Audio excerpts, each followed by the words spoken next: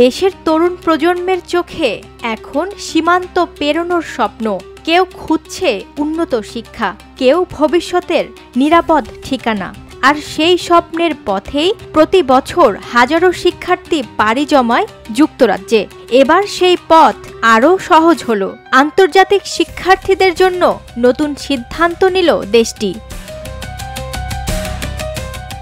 বাংলাদেশ সহ বিশ্বের বিভিন্ন দেশের বিদেশি শিক্ষার্থীদের ভিসা আবেদন প্রক্রিয়ায় বড় ধরনের পরিবর্তন আনছে যুক্তরাজ্য।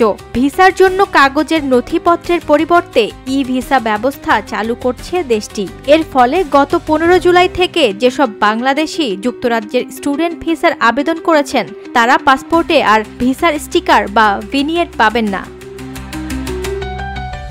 তবে স্টুডেন্টদের ডিপেন্ডেন্ট অর্থাৎ স্বামী, স্ত্রী বা সন্তান আবেদনকারী অথবা স্পন্সরকৃত শিক্ষার্থী অথবা কর্মী ছাড়া অন্য কোনো ক্যাটাগরির ভিসা আবেদন করে তাহলে এখনও পাসপোর্টে স্টিকার ভিসা পাবেন। দেশটির সরকার বলছে ভিসা স্টিকারের পরিবর্তে চালু হওয়া ই-ভিসা সম্পূর্ণভাবে ডিজিটাল প্ল্যাটফর্মে সংরক্ষিত থাকবে। এই পদক্ষেপের অংশ হিসেবে যুক্তরাজ্য ইতোমধ্যে বায়োমেট্রিক রেসিডেন্স পারমিট বাতিল করেছে এবং এর পরিবর্তে ই-ভিসা চালু করেছে। এই পরিবর্তনের উদ্দেশ্য হল প্রবেশাধিকার সহজ ও নিরাপদ করা এবং ডিজিটালাইজেশন প্রক্রিয়াকে আরও এক ধাপ এগিয়ে নেওয়া। ই-ভিসার মাধ্যমে যে কোনো সময় যে কোনো স্থান থেকে ভিসা যাচাই বা তথ্য উপাত্ত হালনাগাদ করা সম্ভব হবে।